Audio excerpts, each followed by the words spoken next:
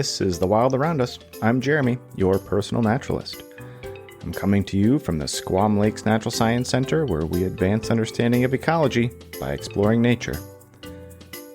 Again, this season, we are taking a walk around our exhibit trail. Today, we will be diving into the natural history of the fisher. Fisher, I dare say not a fisher cat, which here in New England, we have a minor league baseball team called the Fisher Cats, so we have to distinguish between them, the two-legged, bat-handling, ball-wielding creatures, and the sleek-bodied, dark fur, super agile creatures that we're about to be talking about.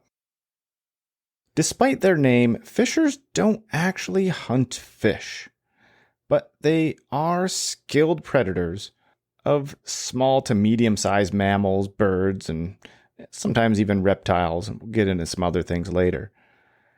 But what they are famous for eating is porcupines. While porcupines are not the main part of their diet, the adaptations that help them eat porcupines are pretty impressive, and would also be helpful with catching less defense-oriented creatures.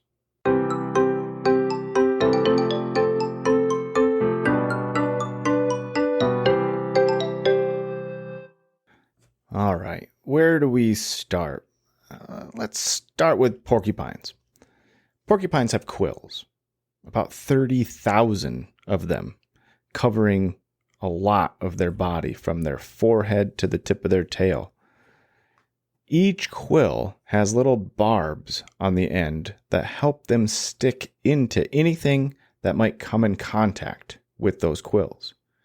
This makes porcupines a pretty risky proposition for any predator attempting to eat them. But don't worry, porcupines are black and white in coloration, which is a warning sign to predators to stay away. Add to that, most of the time, porcupines are up in a tree away from animals that can't climb. So fisher and porcupines both prefer dense forest habitats. Both are able to climb. However, fisher are much more agile in trees. They're almost like a large squirrel, only fiercer and more agile. Their climbing skills are used to navigate through the trees, even leaping from branch to branch. They are adept at moving from tree to tree, branch to branch, and can even descend trees very quickly. That's thanks to their unique ankle joints, which allow them to turn their back feet with their claws backwards to scramble down a tree head first. These adaptations make them highly efficient hunters and allow them to pursue both prey on the ground or in treetops.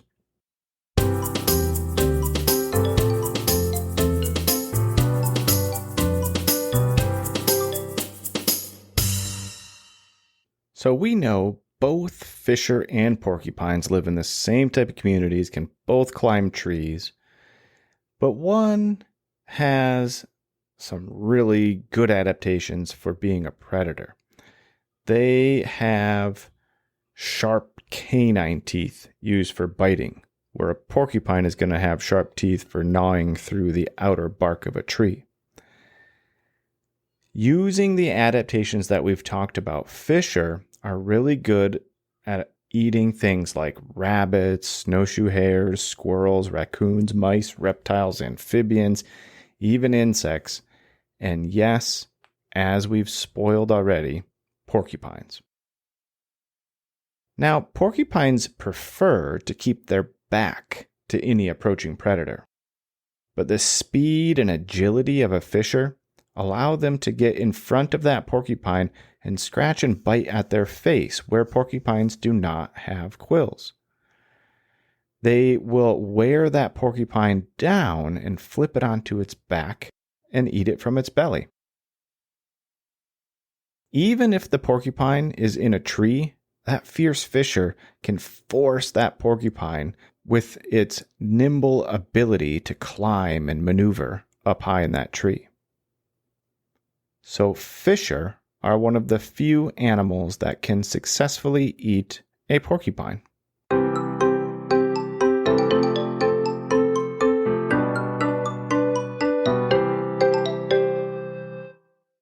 Included in being a really good predator is their importance to an ecosystem. And monitoring fisher populations can provide valuable insights into the ecological well-being of our forests and help guide conservation efforts.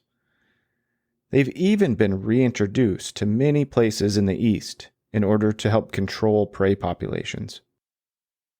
Historically speaking, fisher have faced significant declines due to habitat loss and trapping. Today, fisher are considered a conservation success story. You might be wondering if you have a fisher living in a woods near you. Now, generally, fisher are very quiet and solitary animals. You don't see them too often, and they get mistaken for a lot of other animals based on the sounds that people are hearing in the woods. A lot of times it can be something like a red fox or even a porcupine, which are very vocal. But if you are lucky enough to hear a fisher in the wild, here's what it might sound like.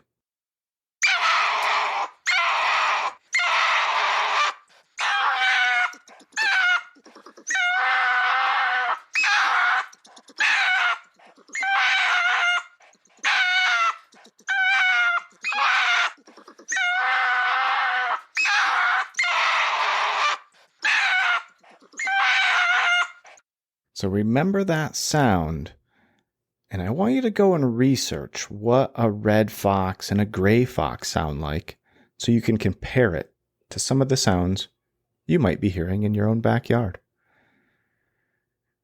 Well, that brings us to the end of today's captivating episode on fishers, the forest-dwelling predator that can even eat a porcupine. Hope you enjoyed this adventure, and don't forget to do the important thing. Get out and explore the wild around you.